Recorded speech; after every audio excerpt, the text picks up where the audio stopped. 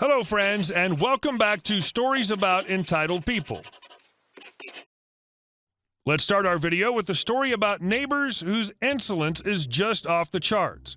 But before we begin, don't forget to subscribe to our channel if you're new here and turn on notifications so you don't miss a new video every single day. Here we go. But we want to use the new ones. So my parents bought an amazing house on a lake about 5 years ago. The people who owned it before are the kind of people who are so wealthy they don't even know what they own and didn't notice when things went missing. My parents bought the house fully furnished and with all the water sports stuff included, so the summer after they bought the house, they noticed that the canoe and kayaks would be moved around the dock randomly. He didn't really care if neighbors used the stuff, but after he had to replace a kayak paddle for the second time, my dad decided that he was just going to buy all new equipment and lock the good stuff in the shop down by the water instead of just storing it on the shore or on the dock. Well, he bought 4 nice kayaks and a new canoe, and we were out on the water before long. It only took a couple of days for a neighbor to come knocking at the door asking where the new kayaks were. My dad realized that her family was the one using, and probably losing, his stuff, so he informed her that the new equipment would be for family only. But her and her family were free to use the older stuff. Just know that my dad wouldn't be replacing the paddles anymore. Well, this pissed her off, and she whined and complained, and my dad, being the overly generous sucker that he is, didn't rescind his offer to let her use the old stuff, but thankfully did not relent on the new. Well, the next day, the older canoe and both kayaks were gone, and a quick ride on the boat showed that the neighbor had just taken them to her property. Apparently, being told that she could use them meant that she could have them. So Dad took them back, and now they've been safely locked away since. I think we've used them twice since then. I'm glad your dad took them back in the end. I can't believe she just took them. And our next story. Woman tries to have me arrested for stopping her from shoplifting. I, 19-year-old female, work at a large craft/retail store, and it was almost closing time. I was at a register waiting for stragglers to check out and had my back towards the exit, which is right behind the registers. There was nobody coming up, so I was looking around, and I noticed a woman was walking quickly behind me towards the exit. By the time I saw her, she was already turning towards the doors and walking into the foyer, which leads to the outside entrance. I only saw her back and a little of her side, enough that I noticed her arms were crossed over her chest like she was holding something against it. I didn't make much of it, just yelled, "Have a good night." I guess she was so focused on getting out of the store that she didn't notice me standing there, so when I spoke to her, it startled her really badly, and she dropped what she was holding. It was a little vase that cost like $10. So immediately I walked towards her, out into the foyer. I don't know why she stayed there. She could have just booked it, and I wouldn't have followed her. And I asked her if she was planning on paying for the vase, kind of in a snarky way, but it was late and I was too tired for this bullcrap. She got huffy and said yes, so I picked up the vase to bring to my register to check her out.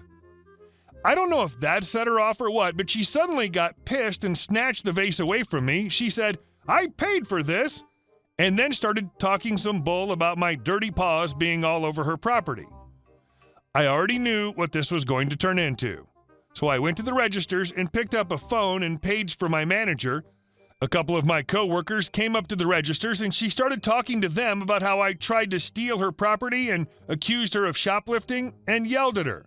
They all knew she was lying already because I'm a very quiet, shy person and I've never raised my voice, let alone yelled at someone at work. The lady started telling my coworkers to call the cops and also started saying that I had physically cornered her and that she was afraid for her life.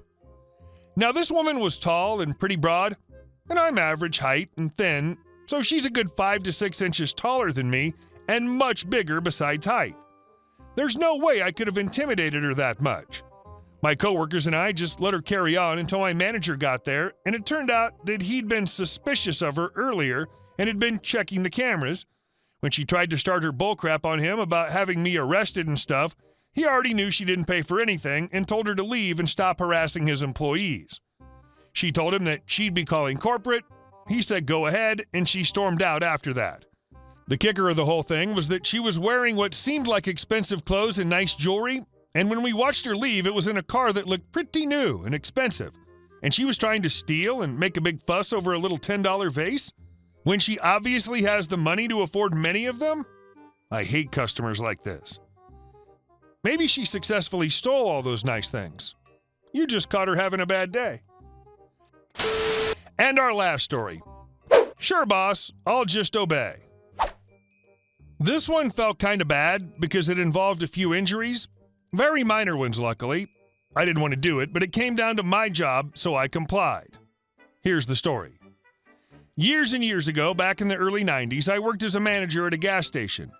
We had a great area supervisor who decided to retire. We were all very sad, and even more sad when her replacement came in. He was a total butt. He'd just come out of retiring from the military and felt that with his military experience, he could whip us into shape. One of the things he wanted done was to make the stations look good, which I'm 100% for, but also do it with as little money as possible, which was fine if it was the right thing to do.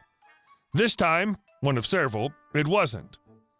So around the pumps are these raised islands. The islands are painted on top with a special paint that has a good grit to it, so when it gets wet from rain or whatever and people stand on them, they don't slip and fall. Well, this area supervisor wanted the islands repainted, so he got some paint out of our supply depot and dropped it off at the stations he ran. No problem. I went around myself and painted all the sides of the islands. They looked great, but the tops of them were not painted. So he shows up one day to inspect and sees that the tops aren't painted, asks me why. I told him this isn't the right paint.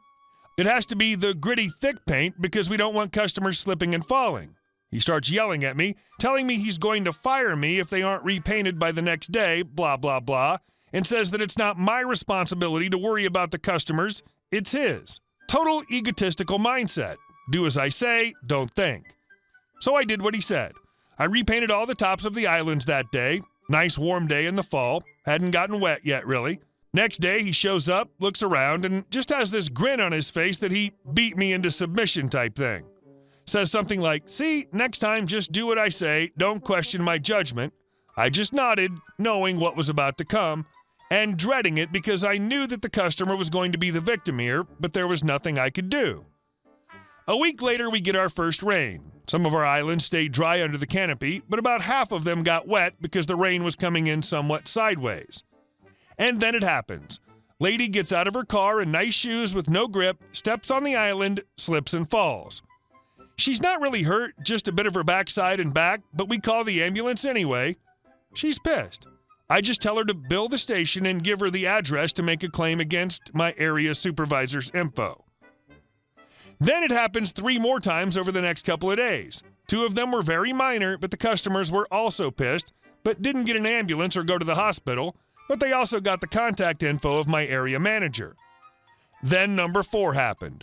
Could have been much worse, but this guy was dressed in a super nice and apparently expensive suit, slipped and fell with the hose in his right hand after taking it out of the car.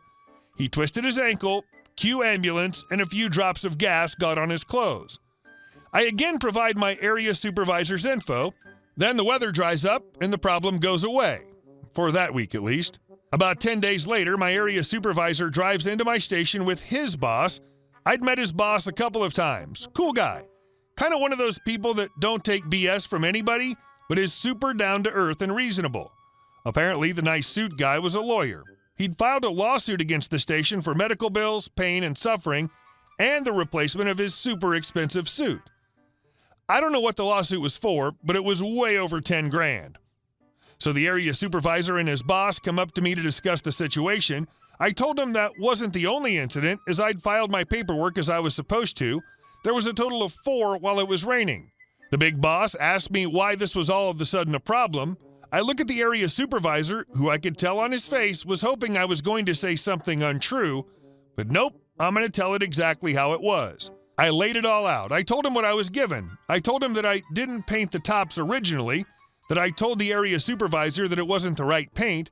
He told me to do it anyway or lose my job. I even told him that the area supervisor told me that customer safety wasn't my responsibility, it was his, which is why I gave everyone who got injured the area supervisor's information. The big boss asked me a couple questions, then turned to the area supervisor and said something like, "Okay, I have what I need, let's go." And they left. They ended up having to have crews go to all the stations, strip off the bad paint, and repaint all the tops of the islands with the thick, gritty paint. And it had to be done fast before the next rain came in. So, huge expense. I quit a few months later with no notice for a better job. I heard from a friend who stayed working there. He did eventually lose his job. All he had to do was get me a can or two, and the other stations, of the gritty paint, and I would have gladly used it. But because he had an ego and thought he knew best, it cost the company and his area the settlement of the lawsuit and the other injury claim, and the cost of the crews to come out and repaint all the tops. I'm just glad the injuries were minor. Whenever someone says this is a bad idea, someone could get hurt, that's the cue to listen to them. Hey guys, thank you all for watching the video. I'll see you in the next one.